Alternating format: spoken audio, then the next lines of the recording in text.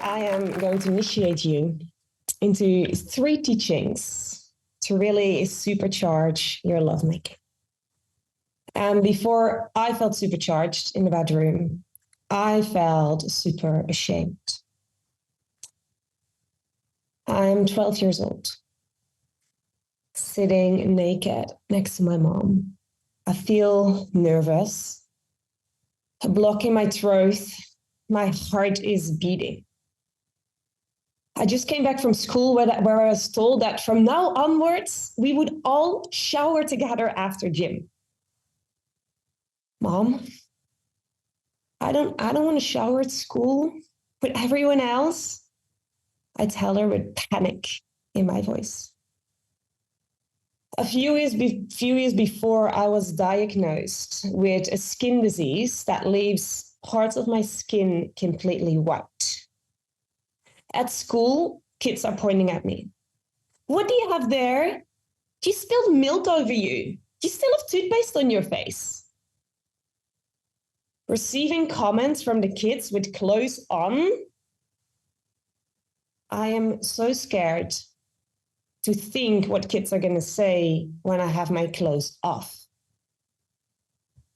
Besides, I never told my mom that I also have it down there. For years, I've been hiding.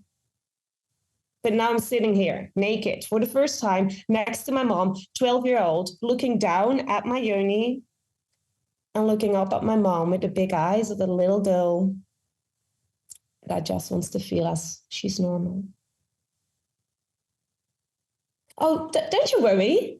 I will grow over it. Mom tries to be supportive, but all that I can think in that moment is, you see, it's confirmed. This is something that I need to hide. At the age of 16, I have my first boyfriend. And even though I was excited to explore everything in the bedroom, I would turn the lights off when naked. I would be intimate only under the blankets, and I would hold myself back sexually so my skin, my yoni, would not be noticed. She's just like a bag of potatoes, I hear Paul say to Sander. I'm 20 years old and I hear 2 colleagues speak about a girl they both slept with. I'm feeling shocked. Is this how boys talk about girls after they had sex with them? And a feeling of panic creeps over my body. First, I was worried they would gossip about how I look. Now I got worried that they would gossip about how I act in the bedroom. I don't want boys to gossip about me like that. Nobody will ever talk about me in that way, I promised to myself. And a new strategy to avoid my own insecurities was created at that moment. At the age of 22, I got this sex thing down. I'm sitting naked on top of him. My body is moving up and down while my eyes look around the room. Where can we go next? The desk, the chair. I drag him across the room and bend down at the perfect angle. As long as he's impressed, I think to myself. To make sure I don't have to feel insecure or ashamed, I put in all the effort to make sex as fun and as exciting as possible. Am I doing it right? Does he like it? Why is it taking so long? I am so much in my mind planning the next move of our lovemaking, worried if he's having a good time, and doing my best to be super sexy. And to me, I was having the most amazing lovemaking. It was wild, it was dynamic, it was diverse, and I was definitely not a bag of potatoes. I'm so busy with how the sex looks, but I'm not connected to my body at all. All the focus is on pleasing him, but I abandon myself in the bedroom. I don't feel much pleasure. My body isn't actually that open. My yoni starts to hurt. I better make him come now, because then it's going to be over and I can keep this idea that I'm really good in bed and that he's happy. There were years of making love like this, until I found tantric teachings that gave me a completely different view on sexuality as I knew it. No one ever taught me to have sex in a way that feels deeply connected to myself and to my beloved. No one ever told me this is how you have the secrets to pleasure inside of your body. No one ever showed me that sex could be something more than what I've seen and learned until now. But as soon as I was introduced to Tantra and this different way of living life, of being connected with something so much greater than myself, that I could actually view my body as a temple, it blew my mind. And after me hiding myself for so long, I now get access to powerful teachings that have been hidden from the world for so long. I got initiated into sexual practices that still remain a secret up until today. For many, at least for the masses, because they're so powerful. And these teachings made me feel very deeply connected to my body, to my pleasure, and to waves of ecstasy that I didn't know lovemaking could bring. That made me feel charged in my body, supercharged. But in order to feel that, I had to realize that everything I learned about lovemaking was wrong. And here are 3 important teachings that I learned to actually supercharge my lovemaking. The first one is to claim lovemaking for yourself. And for this, I invite you to close your eyes for a moment, to take a deep breath and feel. When do you please in the bedroom? When do you do something that you don't like? Or you keep quiet when something actually doesn't feel so good? When do you not speak up because you're afraid to kill the mood? And with your eyes closed, just take a moment and inquire and ask yourself, am I more focused on the one I'm with or on myself? Because most of us are conditioned to please our partners in the bedroom. Yet when you're in the bedroom, when you make love, you are your very first lover. And if you want to be in this deep connection and supercharge your lovemaking, you can't be a pleaser in the bedroom.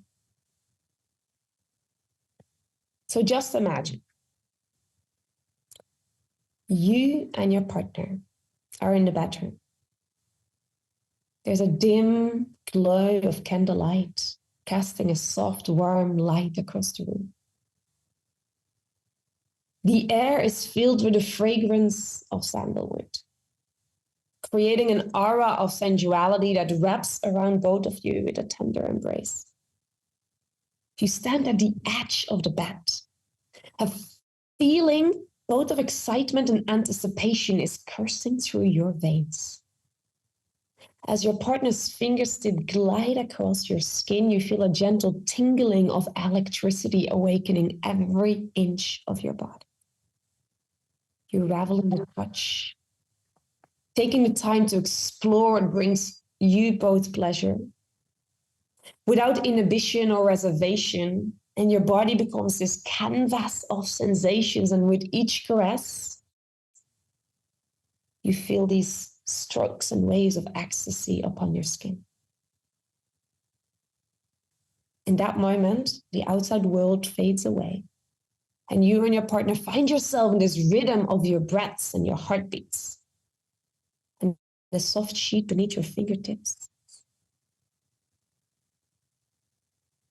nourishes you both in comfort and inviting you to surrender into this power of desire, and witness each other in vulnerability and strength. When you close your eyes, you and your partner focus inward. Taking away the sense of sight, all these pleasurable sensations get heightened, and you completely immerse yourself in the sensation you're feeling, so deeply present with your body. And the more you both let go, the more you discover each other. And the magnetic energy starts to build between you, a fire that ignites something at the core of your being, and it really strengthens the connection that you have. There's a feeling of confidence that arises, drawing you very deeply into a space that feels both sacred as well as pleasurable, and a deep connection. Now take a deep breath. Close your eyes one more time. And notice if you can feel that in your body. Feel how in this story there is no pleasing, there's no trying, there's no performing, not trying to be better, look better, feel better, be more sexy, but there's just being. So when you claiming lovemaking for yourself, I have a tip for you. Be 80% focused on yourself and 20% on your partner in the bedroom. And that might feel kind of strange because like, wait, 80% on myself, is that not selfish? And 20% on my partner? The thing is, we're so conditioned to please our partner, to be focused on what they like. I really invite you to turn it around and focus on what you like. That you do the things that you enjoy. Because through that, you are so present with both yourself and your partner.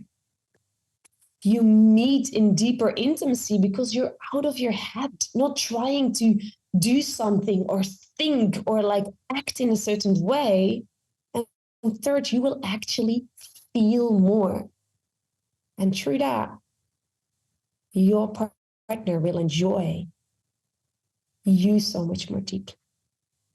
So being 80% focused on yourself and 20% on them, it's like I'm touching my beloved in a way that feels really good to me instead of worrying how it is for them. So I focus on the sensations that I feel in my skin. I focus on what it feels like to really feel this palm of my hand gliding over their chest, to really feel their strong arms and how that makes me feel to touch them. How it makes me feel when I slide my whole body and move and crawl over him, and what that shifts inside of my body, rather than being busy with like, oh, I'm trying to be sexy, crawling and sliding all over him.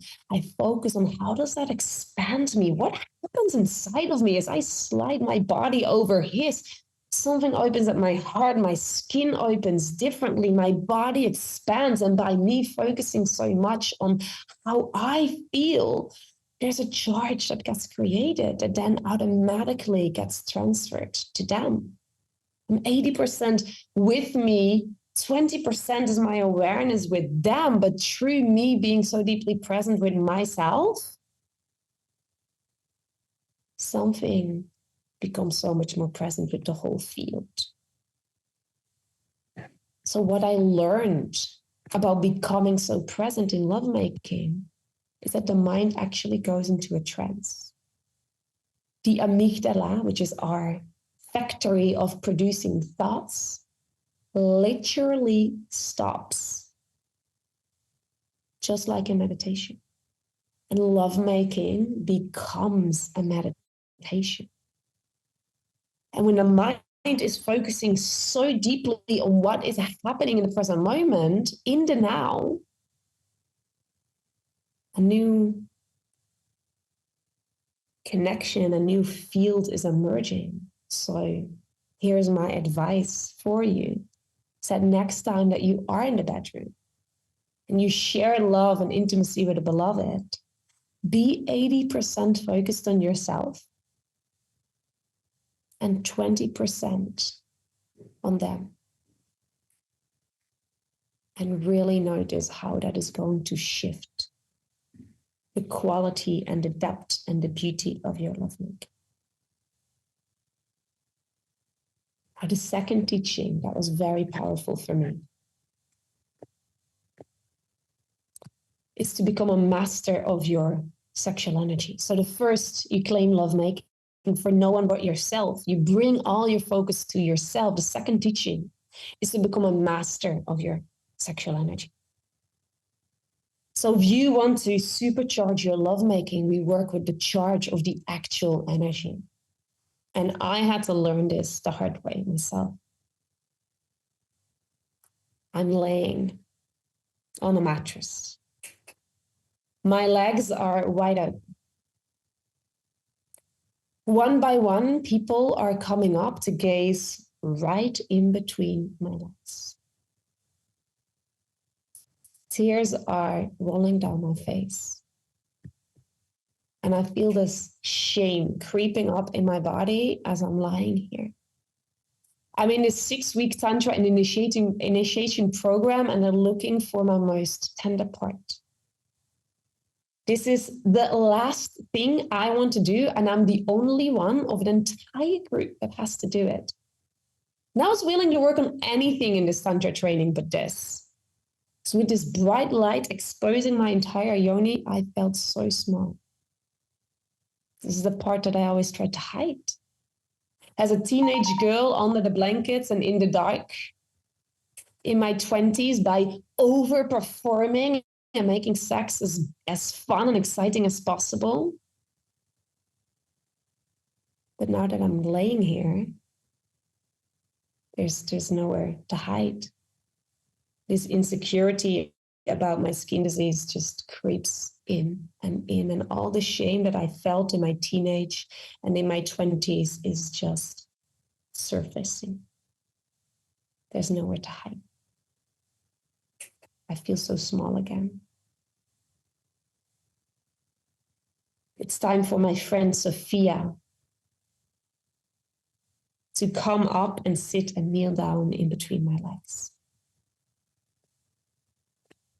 At this point, my face is wet of tears. But her gaze captures me.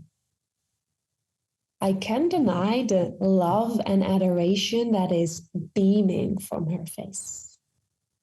She looked at me in a way that I never looked at myself. Up until that moment, everyone that came to look at my yoni, I just felt ashamed. I felt insecure.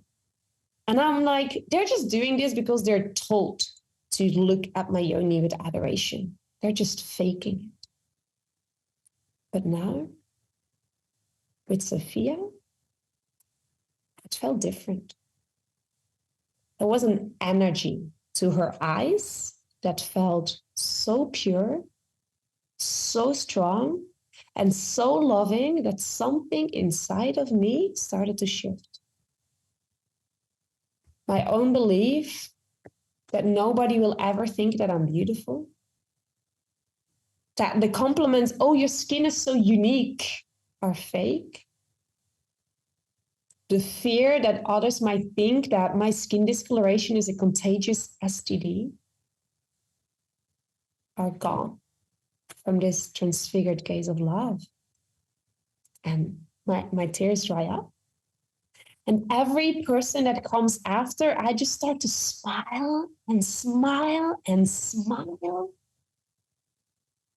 And my lover, he's the last one. He pulls me close and whispers in my ear, Arja, it's not just how she looks, it's how she feels when I enter you. How good she feels from the inside. And with all those negative beliefs and stories that I told myself for years gone, I realized that in between my legs is a portal of pleasure that I didn't even know.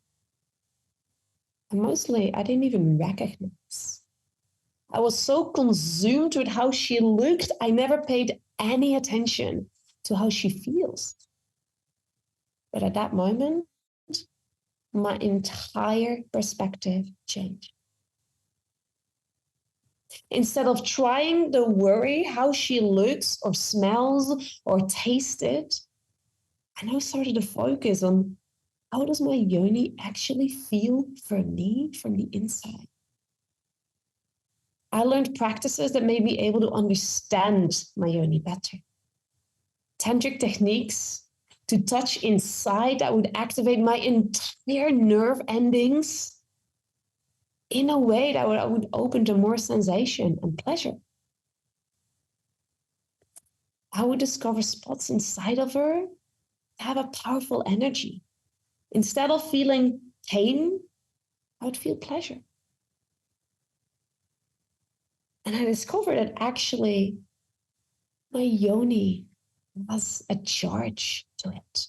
And there's practices I can use to charge it even more. And now in the bedroom, I focus on feeling that charge during lovemaking. It's a sexual energy.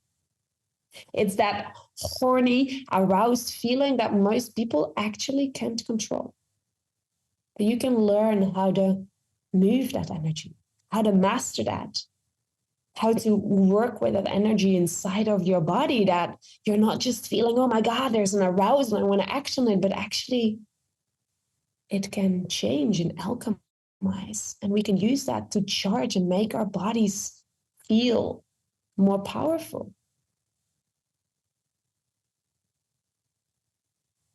So instead of being focused on anything external, on anything physical, I realized that lovemaking can go to a deeper energetic layer. That sexual energy is actually an energy that I cannot see, I cannot touch, I cannot taste, I cannot hear, but I can feel. And that sexual energy is so powerful. We see this everywhere in the world, especially in the ways that it is misused. What if actually I learn how to master that? And I can work with this energy and move it and charge it and channel it so that my body feels more charged. And you might feel this difference that certain days you just walk out and there's something about you. There's like a glow over you. There's this confidence that you have that you're like, I'm in love with the world. I feel something powerful in me. What if we bring that into sexuality and start moving that energy and charging our body? And in the bedroom, focusing on when I feel my partner, can I send love through my yoni? Can I send and receive this charge of love? Can I work with this energy that actually in the act of love making, I am sending love. I am receiving love. It's not just about the pleasure. It's not about pleasing. It's not about trying to look good or look sexy or making it feel wild or dynamic. It's not about being worried and all the insecurities or trying to come or trying to satisfy, but actually, can we make love and create this bubble where we are nurturing each other in our energy and give and receive love? So next time that you are making love, I'm inviting you to feel your genitals as they are charged. Like there's an electric charge that you can plug yourself in. And as you make love, visualize that there's this electric pulse really from the base of your body, from your genitals, that is actually sending and receiving this power through your body, and see how it changes. See how by focusing on that charge and then focusing how it feels, because you already claimed lovemaking for yourself, lovemaking becomes so much more powerful. And through this, I discovered a third important teaching. And this is that lovemaking becomes supercharged when you offer it to something so much bigger than yourself. And I'm walking on the grounds of an Indian temple. I'm at one of the very few tantric ashrams that is still active today. There are life-size statues of half-naked goddesses all around me, holding mudras with their hands, while their body are in erotic poses. I'm in an awe. I'm in India, in this place, far away from any tourist, that I had to fly to a military airport and take a taxi, and I'm here on invitation. And I'm looking at these goddess statues in front of me. My teachers have spoken about these temples where lovemaking was offered as a prayer to the gods, where lovemaking was honored as a sacred art. But now I'm actually here, walking on these temple grounds.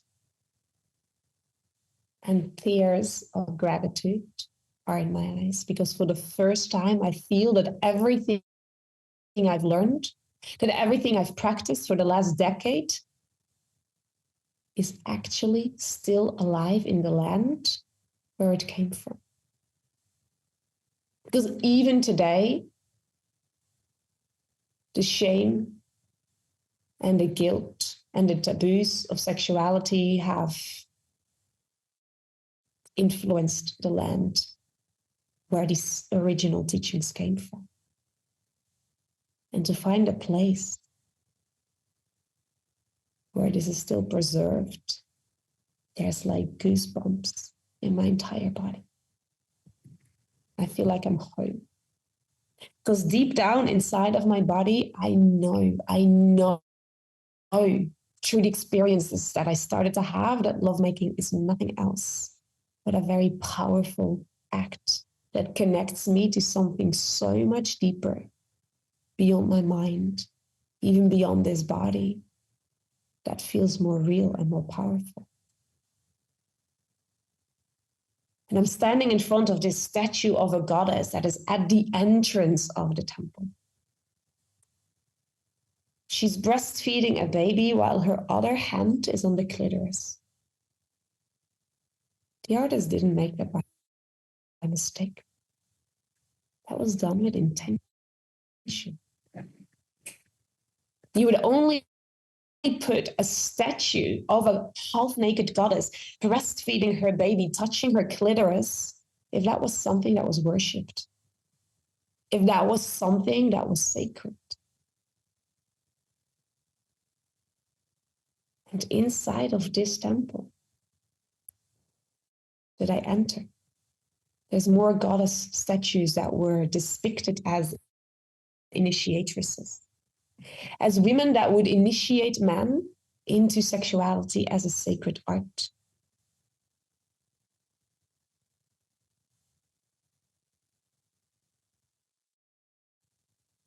where the lovemaking literally became the offering inside of the temple, where the lovemaking was a prayer that was done inside of the temple.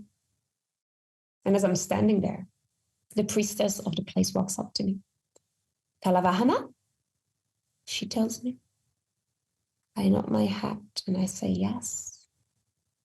She instructs me to follow her to the gate of the temple. I enter this temple, black, massive wooden doors. She instructs me to go inside and undress myself as she starts closing the big door. 2 other women come in, another priestess and a little girl of about 8, 9 years old. The doors are closed. I'm in this temple, inside a temple, invited to sit on the big yoni altar that is in the middle. I sit down and I feel this cold stone on the outer lips of my yoni. No mantra, she tells me. And I close my eyes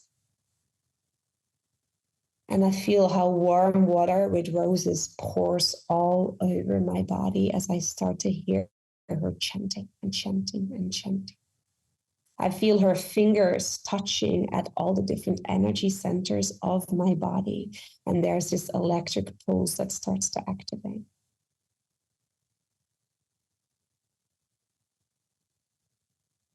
She takes this paste, puts it on my feet.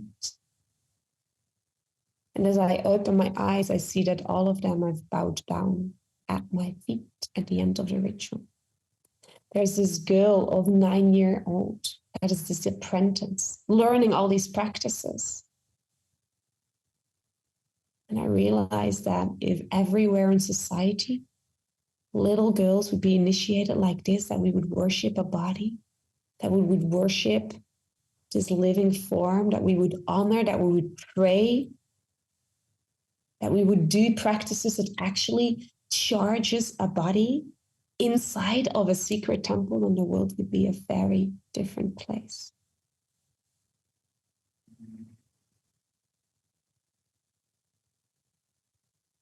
And here in this temple, I realize that when I make this body, this temple, and the sacredness of the sexual energy about something that is much bigger than myself, everything becomes supercharged. And now in the bedroom, I bring that same prayer. I bring that same adoration. I bring that same awareness, create my bedroom as a temple to reawaken those teachings that years and years and years ago were done in temples. So when you make love, you first claim lovemaking for yourself, then you actually realize that it's so much deeper than the physicality, and you master and redirect your energy. And you can charge and work with this energy of love. But on top of that, offer all of that up and be like, I was made by something so much bigger than myself. The very act that I am alive, that I am here, is thanks to this act of lovemaking. How can that not be sacred? How can that not be a prayer? In many cultures around the world, this is how life was created. Life was created in temples and birth was given in temples. So how come that we've been put to shame and guilt about the energy that is at the feet, the very life of which we are born? Maybe because there's something really powerful there. Because at that moment, in this temple, where sexual energy was so honored, I felt so alive, so powerful, so connected with something so much bigger.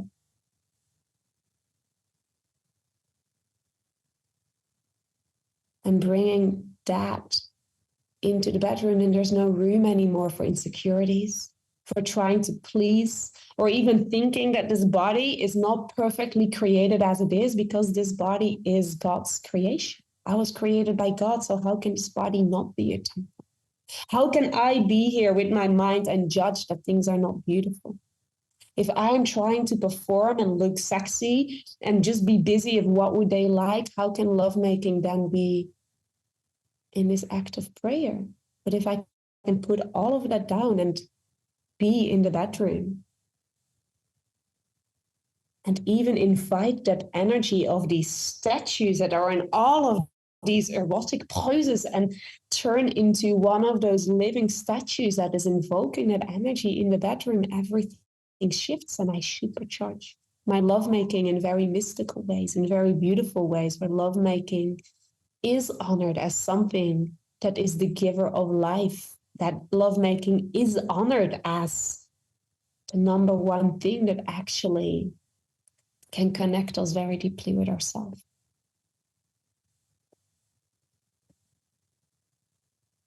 So when I offer my sexuality something that is so much bigger than myself, I get supercharged with something that is supernatural.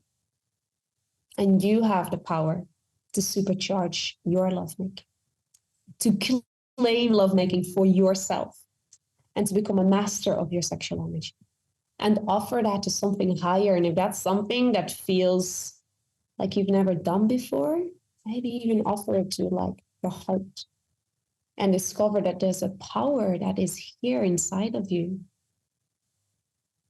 that in those moments, in those most intimate moments where we are completely naked, playing with the energy that create life, there's something from within you that can really unfold and reveal. And it's nothing to actually find outside of yourself, because all of the tantric teachings point within, to close our eyes and to come back and to discover that we have a whole world inside of ourselves.